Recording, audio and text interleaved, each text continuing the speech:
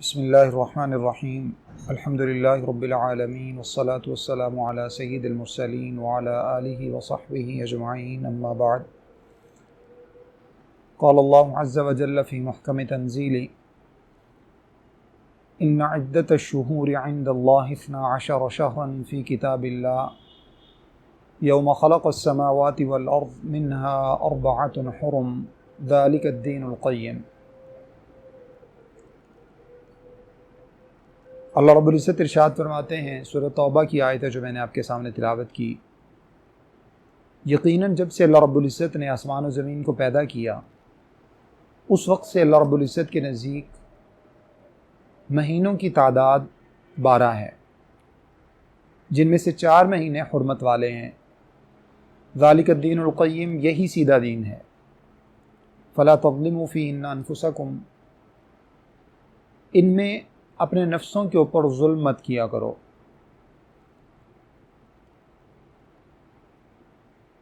تخلیق کائنات جب اللہ رب العزت نے فرمائی تو اس کے ساتھ ہی اللہ رب العزت نے دنیا کے اندر انسان اپنی زندگی کس طرح گزارے گا، مکمل شیڈول اور کن چیزوں کی انسان کو ضرورت پڑ سکتی ہے، وہ تمام کی تمام ضروریات اللہ رب العزت نے انسان کو عطا فرما دی۔ اب یہیں سے اندازہ لگائیے کہ جب اللہ رب العزت نے آسمان و زمین کو پیدا کیا تو اللہ رب العزت نے حساب و کتاب لگانے کے لیے مہینوں کی تعداد 12 اسی وقت سے مقرر فرما دی۔ اس سے ایک بات تو ہمیں یہ بھی سمجھ میں آتی ہے کہ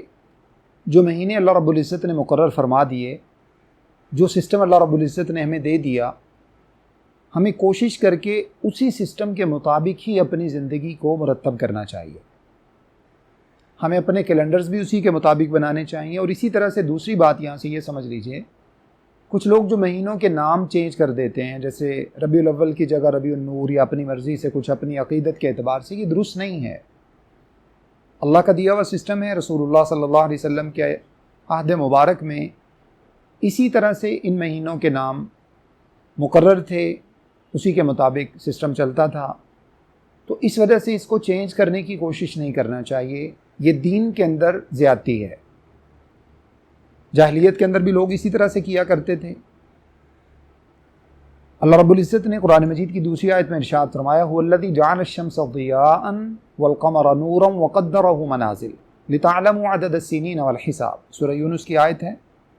11ویں پارے میں۔ جس اللہ رب العزت نے سورج کو چمکتا ہوا بنایا، چاند کو روشنی والا بنایا، اور چاند کی منزلیں مقرر فرمائیں تاکہ تم اس کے ذریعے سے حساب و کتاب اور گنتی کو جان سکو، اپنے جو بھی تمہارے شیڈول ہیں تم ان کو مرتب کر سکو۔ چاند اپنی منزلیں پوری کرتا ہے، طلوع ہونے سے لے کر پھر جب وہ مکمل 14ویں کا چاند ہو جاتا ہے، پھر اس کے بعد وہ کم ہونا شروع ہو جاتا ہے اور آخری تاریخوں میں ختم ہو جاتا ہے، اور اس کے بعد مہینے کے ابتدا میں پھر سے وہ طلوع ہو جاتا ہے۔ یہ اللہ تعالیٰ کا دیا ہوا ایک سسٹم ہے جس کے مطابق، اور ایسے ہی سورج کو اللہ رب العزت نے پیدا کیا جس کے مطابق ہم اپنی زندگی کے شب و روز کو مرتب کرتے ہیں، اپنا ٹائم ٹیبل اس کے مطابق ہم بناتے ہیں۔ اور یہ اللہ رب العزت کا بہت بڑا انسانیت کے اوپر احسان ہے، جس کا معنی یہ کہ چاند کے مطابق ہی ہمیں اپنی زندگی کے شیڈول کو مرتب کرنا چاہیے۔ اب اس آیت کریمہ کی طرف آتے ہیں جو پہلے میں نے آپ کے سامنے رکھی، سورہ توبہ کی، جس میں اللہ رب العزت نے یہ بات ارشاد فرمائی کہ منہا 4 حرم، 12 مہینے اللہ رب العزت نے تمہیں دیے، جن میں سے 4 مہینے حرمت والے ہیں۔ اور وہ حرمت والے مہینے کون سے ہیں؟ صحیح حدیث کے اندر رسول اللہ صلی اللہ علیہ وسلم نے اس کی وضاحت فرمائی، ذوالقعدہ، ذوالحجہ، محرم، یہ 3 مہینے ایک ترتیب کے ساتھ ہیں، اور ایک مہینہ رجب جو کہ شعبان سے پہلے آتا ہے، جس کو رجب مضر کہا جاتا تھا، کیونکہ مضر قبیلہ اس مہینے کی بہت زیادہ تعظیم کرتا تھا، اس وجہ سے اس قبیلے کے نام سے یہ مہینہ معروف تھا۔ 4 مہینے اللہ رب العزت نے فرمایا حرمت والے ہیں۔ حرمت والوں کا مطلب کیا ہے؟ جن مہینوں کی دیگر مہینوں سے زیادہ تعظیم کی جائے گی، جن مہینوں میں اللہ تعالیٰ کی نافرمانی سے باقی مہینوں کی بنسبت زیادہ ڈرا جائے گا، اللہ تعالیٰ کی نافرمانی سے بچا جائے گا، جن کے تقدس کا زیادہ خیال کیا جائے گا۔ اس کی مثال یوں سمجھ لیجئے جیسے تمام انبیاء علیہم صلوات اللہ وسلام اور تمام دیگر انسان تمام کے تمام اللہ رب العزت کے بندے ہیں، اللہ رب العزت کے پیدا کردہ لوگ ہیں۔ ان میں سے اللہ رب العزت نے وعلیکم السلام ان میں سے اللہ رب العزت نے اپنے انبیاء علیہم صلوات اللہ وسلام کو دیگر انسانوں پر بہت زیادہ فوقیت اور فضیلت عطا فرمائی۔ عام انسان کا بھی احترام لازم ہے، لیکن یقیناً جو اللہ رب العزت کے انبیاء ہیں علیہم صلوات اللہ وسلام، ان کا احترام بہت زیادہ انسان کے اوپر لازم ہے۔ جیسے ہم آپس میں گفتگو کر لیتے ہیں، بعض مرتبہ ہماری آوازیں بلند بھی ہو جاتی ہیں، عام حالات میں بھی انسان کو بہت زیادہ شاؤٹ کرنا مناسب نہیں ہے، بہت زیادہ چیخنا چلانا، چیخ چلا کے بات کرنا درست نہیں ہے۔ لیکن جب نبی علیہ الصلوۃ والسلام کا معاملہ ہو، کسی نبی دیگر انبیاء جو ہیں ان کا معاملہ ہو، تو اللہ رب العزت نے فرمایا یا ایھا الذین آمنوا لا ترفعوا اصواتکم فوق صوت النبی۔ ان کا خاص احترام اللہ رب العزت نے حکم دیا کہ اے لوگو، جب نبی علیہ الصلوۃ والسلام تمہارے سامنے موجود ہوں تو اس وقت تمہاری آوازیں بلند نہیں ہونی چاہیے، اپنی آوازوں کو پست رکھو۔ یہ آداب ہیں، یعنی دیگر انسانوں کے ساتھ بھی احترام اور ان کی رسپیکٹ کا خیال کیا جائے گا، لیکن انبیاء کی خاص تعظیم ہے۔ تو اسی طرح سے اللہ رب العزت نے باقی مہینوں کے اندر بھی اللہ تعالیٰ کی نافرمانی سے بچنا چاہیے، لیکن ان 4 مہینوں کے اندر اللہ کی نافرمانی سے بہت زیادہ بچنے کی کوشش کرنا چاہیے۔ ان مہینوں کے اندر اللہ رب العزت کی جو حدود ہیں ان کا بہت زیادہ خیال کیا جانا چاہیے، اللہ کی فرما برداری کی طرف آنا چاہیے، نافرمانی سے بذات خود انسان بچنے کی کوشش کرے، اپنے احباب کو، گھر والوں کو انسان بچانے کی کوشش کرے۔ یہ بنیادی طور پہ ان مہینوں کی حرمت کا مقصد ہے، ان کا جو ہے وہ تقدیس کا مقصد ہے۔ یہ اصل میں بنیادی چیز ہے جو اللہ رب العزت میں بتانا چاہتے ہیں۔ اب جب اللہ رب العزت نے انسان کو دنیا کے اندر، جب اللہ رب العزت نے انسان کو بھیجا تو اللہ رب العزت نے ایک بات ارشاد فرمائی۔ پہلے پارے کی سورۃ البقرہ کی آیت ہے، اللہ فرماتے ہیں قُلْنَا اهْبِطُوا مِنْهَا جَمِيعًا، ہم نے کہا کہ اب تم جنت سے زمین کے اوپر چلے جاؤ۔ آدم علیہ الصلوۃ والسلام کی وہ ایک خاص جو ایک ہسٹری ہے ان کی، جس سے ہم سب واقف ہیں۔ جب اللہ رب العزت نے آدم علیہ الصلوۃ والسلام کو جنت سے جو ہے وہ نکالا تو اللہ رب العزت نے فرمایا اب تم سب زمین میں چلے جاؤ، لیکن زمین میں جانے کے بعد اللہ رب العزت نے فرمایا کہ وہاں جا کر تم اپنی مرضی سے زندگی نہیں گزارو گے، ہماری طرف سے دیا ہوا ایک سسٹم ہے، اس کے مطابق تم چلو گے، اور تمہیں ایسے ہی اللہ رب العزت نے نہیں چھوڑ دیا جیسے آج کے دور میں لوگ جو ہیں وہ شتر بے مہار۔ اور خاص طور پر میں اپنے مسلمان بھائیوں سے یہ ریکویسٹ کرنے کی کوشش کروں گا کہ سب سے زیادہ دین سے کمزور تعلق ہم لوگوں کا ہے، جس کی وجہ سے ہم میں سے ہر شخص بنیادی طور پہ صرف 1 2 3 مقاصد ہمارے زندگی میں رہ گئے ہیں، کھانا پینا، کمانا اور جو ہے وہ مزے سے زندگی گزارنا، اور اس کے بعد بس۔ جبکہ مسلمان کی ہی لائف ایسی ہے جس کو اللہ رب العزت نے فرمایا کہ بالعروۃ الوثقی، جو اسلام قبول کر لیتا ہے وہ ایک مضبوط رنگ کے اندر، مضبوط کڑے میں آ جاتا ہے، وہ ایک حصار کے اندر آ جاتا ہے، اس کو اس کے مطابق زندگی گزارنی چاہیے۔ حلال و حرام کی تمیز کرنا، اللہ رب العزت کے احکام کا خیال کرنا، جہاں اللہ رب العزت نے منع کیا اس سے بچنا، اپنی ساری زندگی، اپنا کاروبار اللہ کی شریعت کے مطابق گزارنا، اپنا جو ہے وہ جو بھی انسان کا لین دین ہے، رشتہ داریاں، یہ سب شریعت کے مطابق انسان کی ہونی چاہیے۔ اور اللہ رب العزت میرے اور آپ کے حال پہ رحم فرمائے۔ اس میں ایک تھوڑا سا، اگرچہ وہ قصور بہت بڑا بن گیا ہے، میں تھوڑا سا آپ کے سامنے عرض کیا، یہ جو ہمیں مسلکی اعتبار سے مختلف جو ہے وہ حصوں میں بانٹ دیا گیا ہے، اس کی وجہ سے تقریباً بہت سے لوگ دین سے پیچھے ہٹ گئے ہیں، جس کا بہت بڑا نقصان ہمیں یہ ہوا ہے کہ ہماری عام عوام الناس جو ہے وہ دین سے ہی دور ہو گئے ہیں، چونکہ ہر شخص اپنا اپنا راگ الاپتا ہے، ہر شخص جو ہے وہ اپنے بینڈ سے بات کرتا ہے، اپنے جو ہے وہ جھنڈے کے نیچے لوگوں کو لانا چاہتا ہے۔ اللہ رب العزت ہمارے حال پہ رحم فرمائے۔ اس کے لیے میں آپ سب سے گزارش کروں گا، پہلے بھی عرض کرتا رہتا ہوں، وہ یہ ہے کہ جب تک ہم بذات خود قرآن و حدیث کا مطالعہ نہیں کریں گے اور اس دین کو نہیں پڑھیں گے جو دین رسول اللہ صلی اللہ علیہ وسلم پر نازل ہوا تھا، جس دین کے اوپر عمل کر کے صحابہ کرام رضوان اللہ علیہ مجمعین بن گئے تھے، جس دین کے اوپر عمل کر کے انہوں نے دنیا میں جنت کی بشارتیں کمائی تھی، وہ جنت کی بشارتیں ہم سب کے لیے بھی ہیں اگر ہم اسی دین کے اوپر آ جائیں۔ جو دین اللہ رب العزت نے رسول اللہ صلی اللہ علیہ وسلم کو دیا تھا، اور ضمناً یہ بات عرض کرتا چلوں کہ اس دین کے وقت جب رسول اللہ صلی اللہ علیہ وسلم کو اللہ نے دین دیا تھا تب، اور جب صحابہ کرام اس دین کے اوپر صحیح معنی میں عمل پیرا تھے تب، ان مسالک میں سے کوئی بھی موجود نہیں تھا۔ تو ہمیں یہ بات سمجھ لینی چاہیے کہ دین کل بھی وہی تھا جو اللہ رب العزت نے رسول اللہ صلی اللہ علیہ وسلم پر نازل کیا، دین آج بھی وہی ہے جو اللہ رب العزت نے رسول اللہ صلی اللہ علیہ وسلم پر نازل کیا، اور جس کے بارے میں رسول اللہ صلی اللہ علیہ وسلم نے یہ بات ارشاد فرمائی۔ بے شمار روایات میں یہ بات موضوع سے تھوڑی سی ہٹ کر ہے، میں موضوع کی طرف آتا ہوں، محرم کے حوالے سے ہم کچھ گفتگو کریں گے انشاءاللہ تعالی، جس کے بارے میں رسول اللہ صلی اللہ علیہ وسلم نے ارشاد فرمایا، ترکت فیکم امرین، میں تمہیں دو چیزیں تمہارے درمیان چھوڑ کے جا رہا ہوں، دو چیزیں تمہارے درمیان چھوڑ کے جا رہا ہوں، لن تضلوا ما تمسکتم بہما، میں محمد صلی اللہ علیہ وسلم تمہیں اس بات کی گارنٹی دیتا ہوں، اس سے بڑھ کر تو کسی کی گارنٹی نہیں ہو سکتی۔ یہ حدیث کے الفاظ ہیں، اللہ رب العزت مجھے معاف فرمایا اگر میں اپنی طرف سے ایک لفظ کا بھی اضافہ کرنے کی کوشش کروں۔ صحیح حدیث کے الفاظ ہیں، لن تضلوا، تم گمراہ نہیں ہو سکتے، تم رستے سے نہیں ہٹ سکتے، صراط مستقیم سے تمہیں کوئی نہیں ہٹا سکتا۔ شرط کیا ہے؟ ما تمسکتم بہما، جب تک تم ان دو چیزوں کو مضبوطی سے تھامے رکھو گے۔ تمسک کہتے ہیں مضبوطی سے کسی چیز کو پکڑ لینا، جیسے دیگر روایات کے اندر الفاظ رسول اللہ صلی اللہ علیہ وسلم نے الفاظ استعمال فرمائے، عضوا علیہا بالنواجذ، نواجذ کہا جاتا ہے آخری داڑوں کو، آخری داڑوں کے ساتھ اس چیز کو مضبوطی سے تھام لو۔ تو تمسک بھی کہا جاتا ہے کسی چیز کو ایسی مضبوطی سے پکڑ لینا جیسے انسان کسی چیز کو چمٹ جاتا ہے۔ تو رسول اللہ صلی اللہ علیہ وسلم نے ارشاد فرمایا، دو چیزیں تمہیں دے کر جا رہا ہوں، گارنٹی میں دیتا ہوں کہ تم گمراہ نہیں ہو سکتے، تمہیں سیدھے رستے سے کوئی نہیں ہٹا سکتا، کوئی ملا، کوئی مولوی، جن کے اوپر آج ہم سب کو اعتراض ہے، اللہ رب العزت رحم فرمائے۔ ہمیں اس انداز سے مولویوں کو غلط یا برا نہیں سمجھنا چاہیے، کیونکہ اس سے دین کے اوپر زد پڑتی ہے، بلکہ کوشش کر کے ہمیں دین تک پہنچنا چاہیے۔ ہاں، اگر کوئی شخص دین کے خلاف ہمیں دعوت دیتا ہے تو یقیناً وہ برا ہے، چاہے وہ عام آدمی ہو یا مولوی ہو۔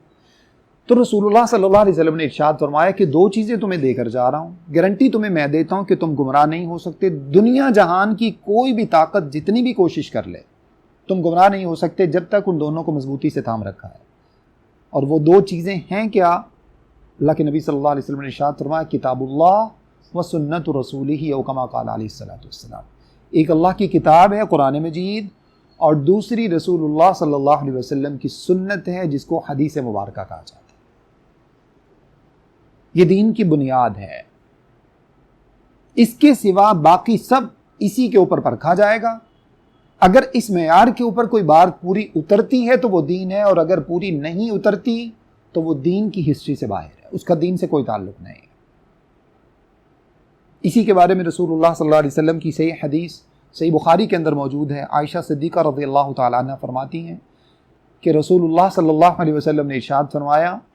من عمل عملا لیس علیہ امرنا فہو رد،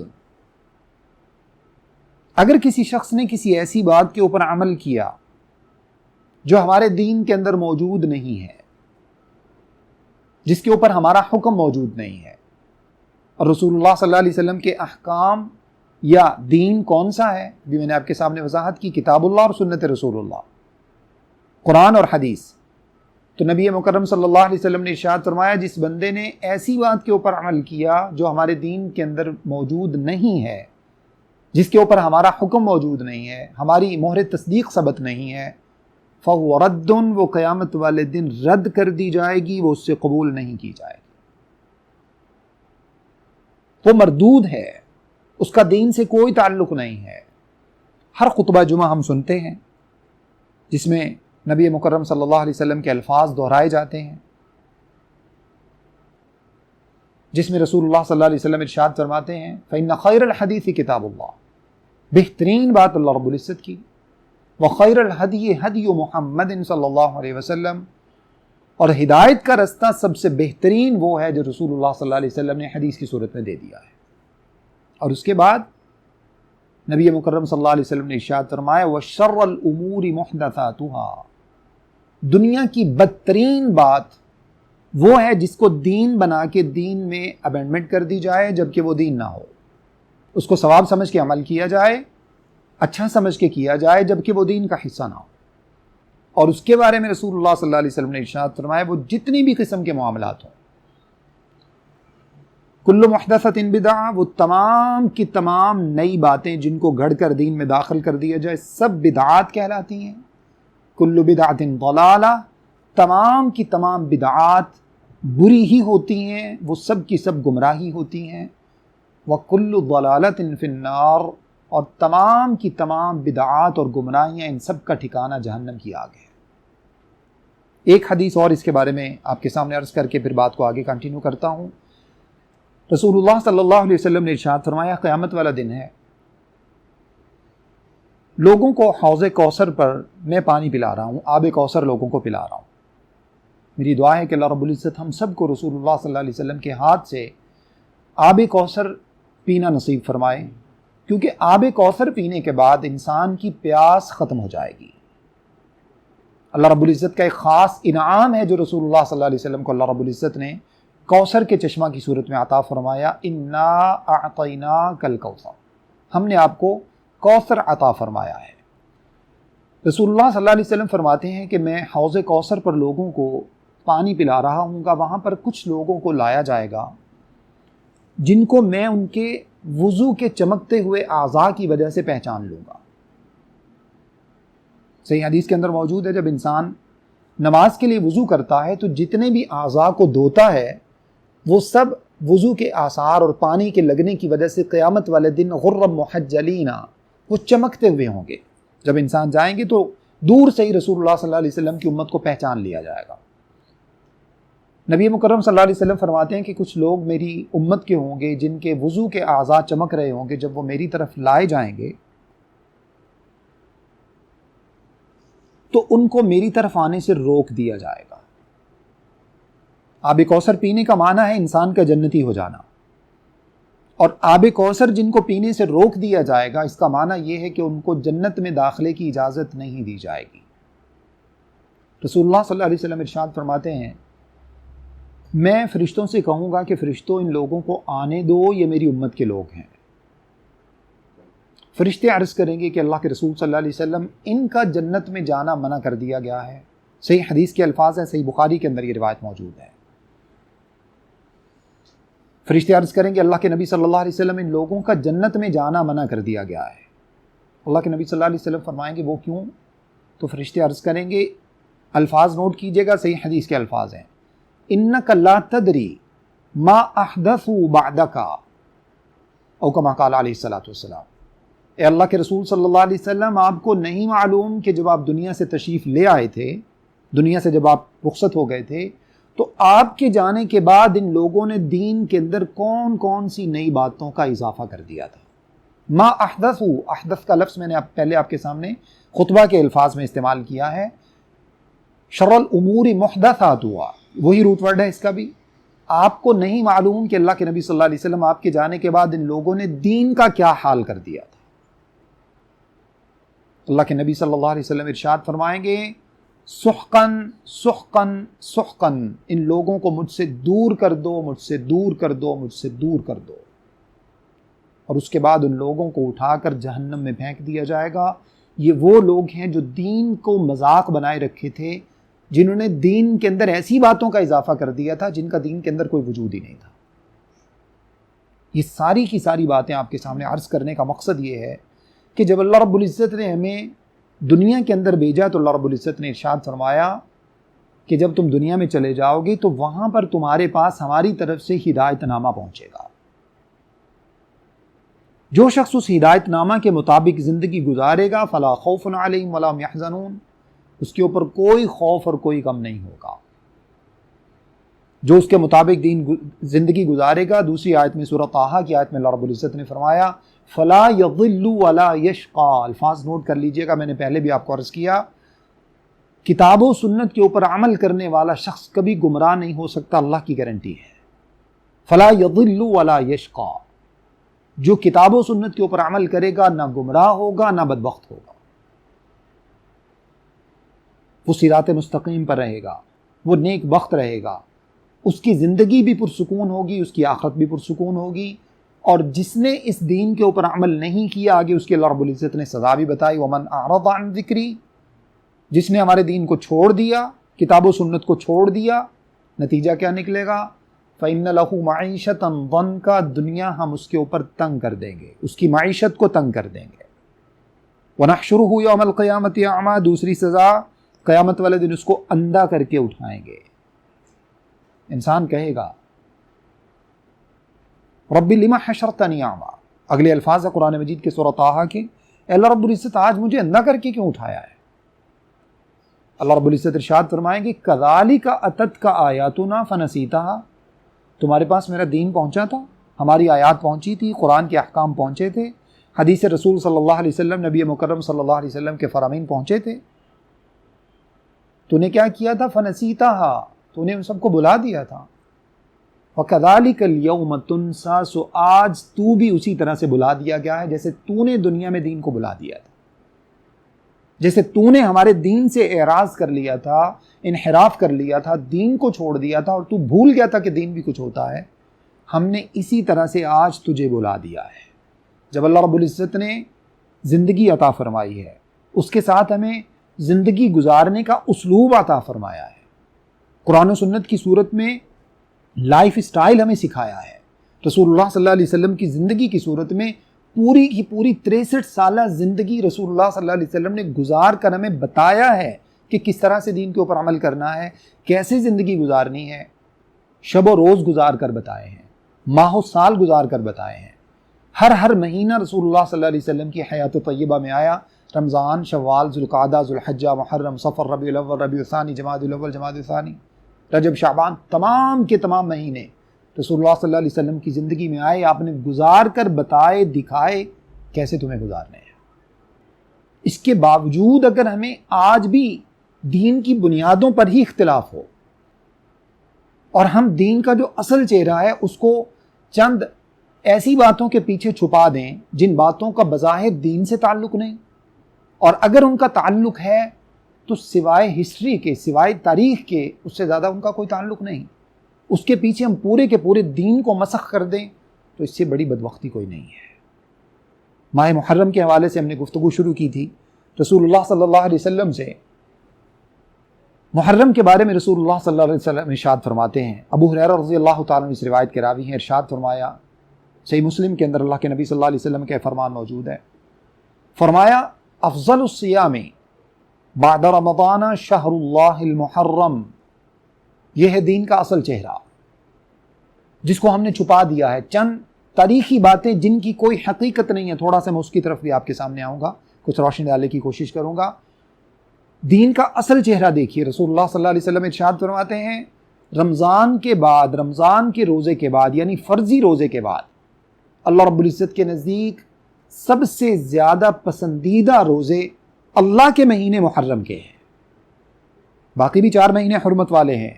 رمضان بھی بڑا مقدس ہے، لیکن جس مہینے کو اللہ رب العزت نے، رسول اللہ صلی اللہ علیہ وسلم نے اللہ کا مہینہ قرار دیا ہے وہ ماہ محرم ہے۔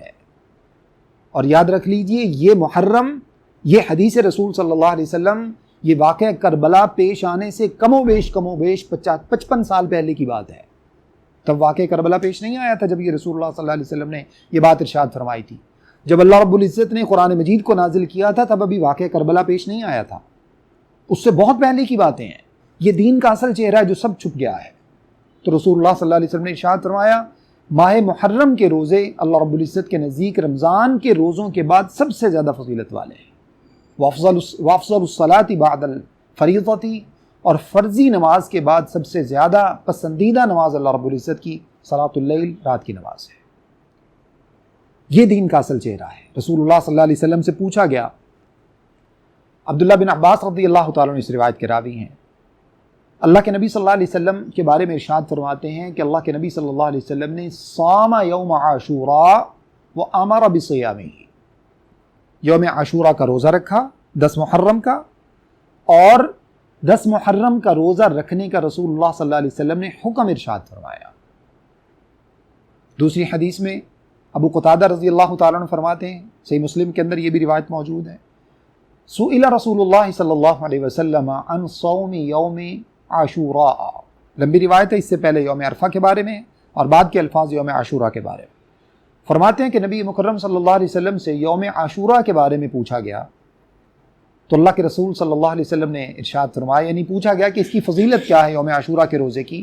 تو نبی مکرم صلی اللہ علیہ وسلم نے ارشاد فرمایا یکفر السنۃ الماضیہ، پچھلے ایک سال کے گناہ معاف کرنے کا سبب ہے یہ روزہ۔ اگر ایک شخص ایک روزہ رکھ لے، باقی فضائل جو روزہ کے ہیں وہ سب انسان کو حاصل ہوں گے، لیکن اس کے ساتھ خاص فضیلت اس دن کا روزہ رکھنے کی یہ حاصل ہوگی کہ پچھلے ایک سال کے انسان کے گناہ معاف کر دیے جائیں گے۔ اور ساتھ ہی رسول اللہ صلی اللہ علیہ وسلم نے یہ بات ارشاد فرمائی، لَإِن بَقِيتُ، ابن عباس رضی اللہ تعالیٰ عنہ اس روایت کے راوی ہیں، لَإِن بَقِيتُ إِلَى قَابِلٍ لَأَصُومَنَّ التَّاسِعَ، اگر میں اگلے سال تک زندہ رہا تو میں 10 کے ساتھ 9 محرم کا بھی روزہ رکھوں گا۔ اب یہ جانتے ہیں کہ یہ روزہ 10 محرم کا رکھا کیوں جاتا ہے، جبکہ میں نے آپ کے سامنے عرض کیا، تھوڑا سا بات کمپلیٹ کر کے میں واقعہ کربلا کی طرف آتا ہوں۔ واقعہ کربلا کب پیش آتا ہے؟ رسول اللہ صلی اللہ علیہ وسلم کی دنیا سے رخصت ہونے کے 50 سال کے بعد، 50 سال بعد یہ واقعہ پیش آتا ہے، اور رسول اللہ صلی اللہ علیہ وسلم اپنی حیات طیبہ میں یہ روزہ رکھتے ہیں۔ تو کیوں رکھتے ہیں؟ ابن عباس رضی اللہ عنہ فرماتے ہیں کہ جب نبی مکرم صلی اللہ علیہ وسلم مدینہ ہجرت کر کے تشریف لائے تو آپ صلی اللہ علیہ وسلم نے دیکھا کہ یہود کے جو لوگ ہیں وہ 10 محرم کا روزہ رکھتے ہیں۔ تو آپ صلی اللہ علیہ وسلم نے ان سے پوچھا کہ تم 10 محرم کا روزہ کیوں رکھتے ہو؟ کہنے لگے 10 محرم کا وہ یادگار دن ہے جس دن اللہ رب العزت نے موسیٰ علیہ السلام کو اور آپ کی قوم کو، بنی اسرائیل کو، فرعون اور اس کی قوم سے نجات دلائی تھی اور فرعون اور اس کی قوم کو غرق کیا تھا۔ تو موسیٰ علیہ السلام نے نجات کی خوشی میں اللہ رب العزت کی شکرانے کے طور پر 10 محرم کا روزہ رکھا تھا، آپ کی قوم نے روزہ رکھا تھا، تو اسی خوشی میں ہم جو ہے وہ روزہ رکھتے ہیں۔ نبی مکرم صلی اللہ علیہ وسلم نے ارشاد فرمایا موسیٰ علیہ السلام ہمارے بھائی ہیں، بھائی ہونے کے ناطے سے ہم پر زیادہ حق ہے کہ ہم موسیٰ علیہ السلام کی نجات کی خوشی میں 10 محرم کا روزہ رکھیں۔ یہ اصل میں اس روزہ کا پس منظر ہے جس کا واقعہ کربلا سے کوئی تعلق نہیں ہے۔ اور 9 محرم کے روزے کے بارے میں جو رسول اللہ صلی اللہ علیہ وسلم نے ارشاد فرمایا کہ اگر میں اگلے سال تک زندہ رہا تو میں 9 محرم کا بھی ساتھ رکھوں گا، اس کا سبب یہ ہے کہ رسول اللہ صلی اللہ علیہ وسلم کی دیگر روایات کے اندر موجود ہے، آپ نے فرمایا خالف الیہود والمشرکین او خالف الیہود والنصارى کما قال علیہ السلام، یہود اور نصارہ کی مخالفت کیا کرو۔ چونکہ یہود بھی روزہ رکھتے تھے تو ان سے جدا کرنے کے لیے آپ نے فرمایا کہ وہ صرف 10 کا رکھتے ہیں تو ہم 10 کے ساتھ 9 کا بھی رکھیں گے۔ اسی سے محدثین اور مفسرین نے، فقہا نے یہ بات کہی کہ اگر کوئی 9 کا روزہ، اگر ہم نے تمام صحابہ کرام اور وہ صحابہ کرام رضوان اللہ علیہ مجمعین، وہ ابو بکر صدیق رضی اللہ تعالیٰ عنہ جس کے بارے میں رسول اللہ صلی اللہ علیہ وسلم ارشاد فرماتے ہیں میں نے سارے لوگوں کے احسانوں کا بدلہ دے دیا ہے سوائے ابو بکر کے احسانوں کا بدلہ میں نہیں چکا سکا، ان کے احسانوں کا بدلہ قیامت والے دن اللہ رب العزت عطا فرمائیں گے۔ اتنے احسانات ہیں وہ صدیق اکبر رضی اللہ تعالیٰ عنہ جو اسلام کے اوپر اپنا سب کچھ نثار فرما دیتے ہیں، اپنا سب کچھ جو بھی ان کے پاس موجود ہے وہ سب نبی مکرم صلی اللہ علیہ وسلم کے نام پر وار دیتے ہیں، قربان کر دیتے ہیں، جن کے بارے میں عمر فاروق رضی اللہ تعالیٰ عنہ فرماتے ہیں کاش کہ میں اپنی ساری زندگی کی نیکیاں دے دوں اور صدیق اکبر رضی اللہ تعالیٰ عنہ کی ایک رات کی نیکی جو انہوں نے غار ثور میں رسول اللہ صلی اللہ علیہ وسلم کے ساتھ گزاری تھی ہجرت کے دوران، وہ نیکی مجھے مل جائے، جن کے بارے میں عمر فاروق رضی اللہ تعالیٰ عنہ فرماتے ہیں میں نے ہمیشہ کوشش کی کہ کسی طرح سے میں صدیق اکبر کے برابر آ جاؤں، لیکن میں کبھی اپنی کوشش میں کامیاب نہ ہو سکا۔ کون عمر یہ بات فرماتے ہیں؟ جن عمر کے بارے میں رسول اللہ صلی اللہ علیہ وسلم ارشاد فرماتے ہیں لو کان بعدی نبی لکان عمر، اگر میرے بعد کوئی نبی ہوتا تو عمر ہوتے، وہ عمر جن کی نیکیوں پر رشک کرتے ہیں۔ جب آپ ان کی ذات کو اس قدر قدغن لگا دیں گے تو مجھے بتائیے کہ ہمارے پاس دین بچے گا کیا؟ پھر کون سا دین ہے جس کے اوپر میں اور آپ عمل پیرا ہونا چاہتے ہیں؟ عمر فاروق رضی اللہ تعالیٰ عنہ فرماتے ہیں 20 مرتبہ میں نے کوشش کی کہ میں صدیق اکبر رضی اللہ عنہ کے برابر ہو جاؤں نیکیوں میں یا ان سے آگے بڑھ جاؤں۔ فرماتے ہیں غزوہ تبوک کے موقع پر میں نے اپنے گھر کا تمام مال اس کو 2 حصوں میں تقسیم کیا، ایک حصہ لا کر رسول اللہ صلی اللہ علیہ وسلم کی خدمت میں پیش کر دیا، جس کی مقدار بہت زیادہ تھی۔ اللہ کے نبی صلی اللہ علیہ وسلم نے برکت کی دعا دی۔ عمر فاروق رضی اللہ عنہ نبی مکرم صلی اللہ علیہ وسلم کے ساتھ تشریف فرما ہوئے، اور تھوڑی دیر کے بعد دیکھا صدیق اکبر رضی اللہ تعالی عنہ دامن میں یا جو چادر مبارک آپ کے پاس ہوتی تھی اس میں تھوڑا سا مال ڈالا ہوا ہے،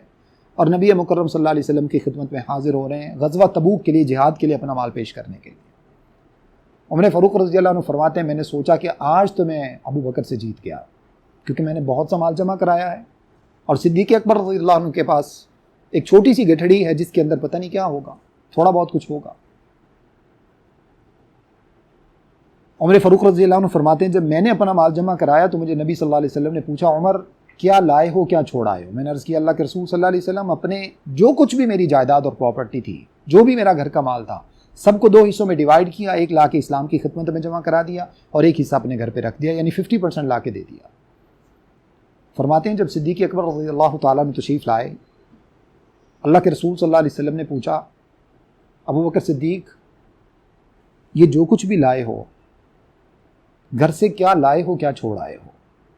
عرض کی اللہ کے رسول صلی اللہ علیہ وسلم جو کچھ بھی تھا وہ لے آیا، جو کچھ بھی تھا وہ لے آیا ہوں۔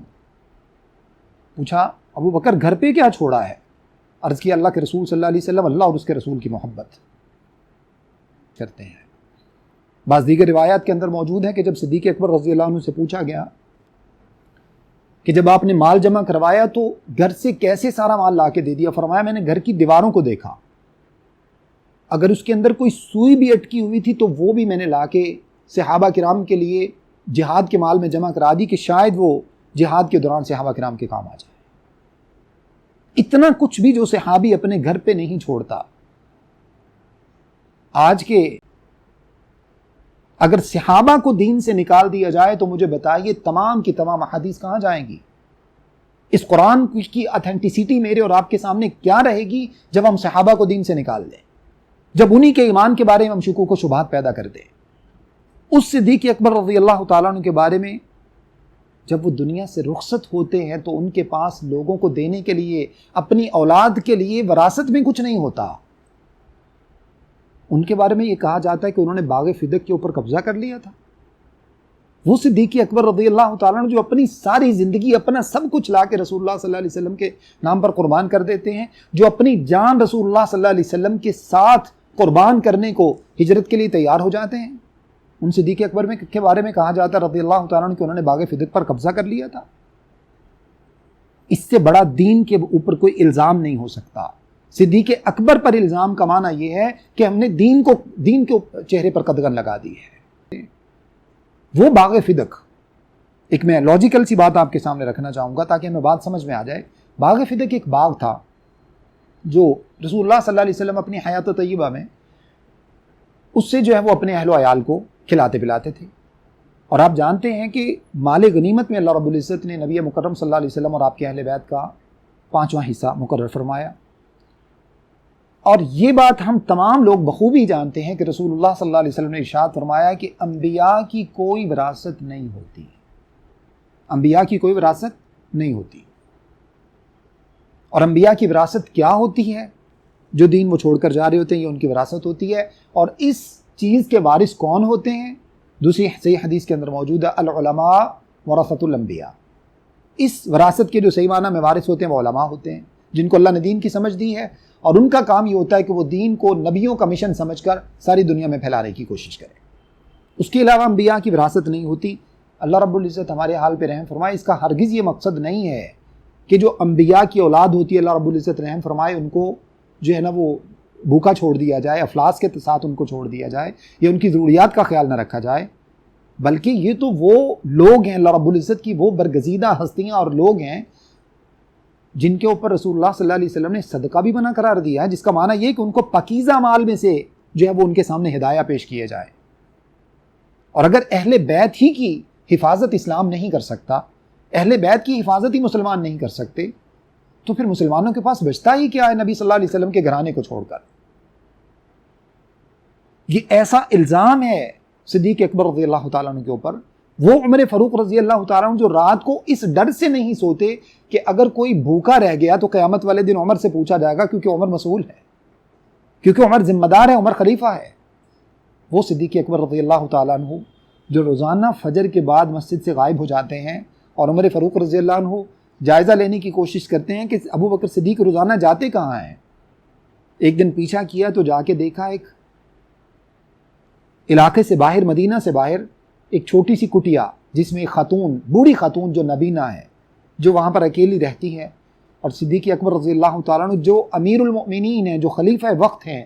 وہ جا کر فجر کے بعد ان کے گھر کی صفائی کرتے ہیں، ان کے گھر کے کپڑے دھوتے ہیں، ان کا آٹا گوندتے ہیں، ان کا کھانا بناتے ہیں، اور یہ سب کام کر کے واپس آتے ہیں۔ ایک دن عمر فاروق رضی اللہ عنہ نے سوچا کہ آج میں پہلے چلا جاؤں گا تاکہ یہ سبقت میں حاصل کر لوں، یہ فضیلت میں حاصل کر لوں۔ جب پہلے پہنچے جا کے دیکھا سارا کام ہو چکا ہے۔ اس خاتون سے پوچھا کہ خاتون، میں نے تو کوشش کی تھی کہ یہ فضیلت آج مجھے حاصل ہو جائے، یہ سب کیسے ہوا؟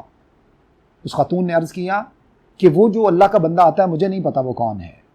وہ جو آتا ہے وہ آج رات کے کسی پہر میں آ کے یہ سارے کام کر کے چلا گیا۔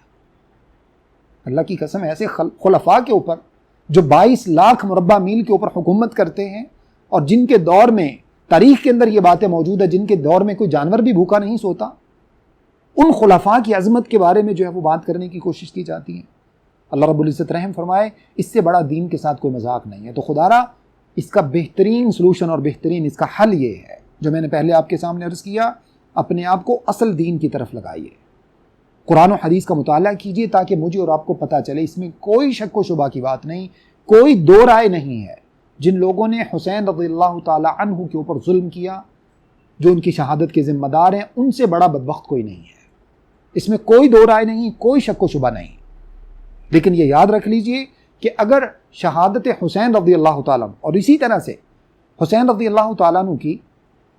واقعہ کربلا کے اندر جو آپ کی مظلومانہ شہادت ہے، اللہ رب العزت آپ کے اوپر کروڑوں رحمت نازل فرمائیں، اس واقعہ کربلا کے پیچھے ہم نے حسین رضی اللہ تعالیٰ عنہ کی جو اصل زندگی ہے وہ ہم نے سب چھپا دی ہے۔ بہت سے آپ کی زندگی کے بہترین اور مثبت پہلو جن سے ہمیں بہترین سبق ملتے ہیں، جیسے عمر فاروق رضی اللہ عنہ کی زندگی، ابوبکر صدیق رضی اللہ عنہ کی زندگی، جیسے آپ رضی اللہ تعالیٰ عنہ نے ابوبکر صدیق رضی اللہ عنہ کی اطاعت فرمائی، جبھی تو ان کو خلیفہ قبول کیا، عمر فاروق رضی اللہ عنہ کی اطاعت فرمائی، ان کو خلیفہ قبول کیا، عثمان غنی رضی اللہ عنہ کی اطاعت فرمائی، ان کو خلیفہ قبول کیا، علی رضی اللہ تعالیٰ عنہ تو تھے ہی آپ کے والد گرامی، ان کی اطاعت قبول کی اور ان کو خلیفہ تسلیم کیا۔ یہ سب پہلو چھپ گئے ہیں۔ بہترین پہلو حسین رضی اللہ عنہ کی زندگی کے، حسن رضی اللہ تعالیٰ عنہ کی زندگی کے، جن کے بارے میں رسول اللہ صلی اللہ علیہ وسلم نے ارشاد فرمایا کہ میرے اس بیٹے کی وجہ سے،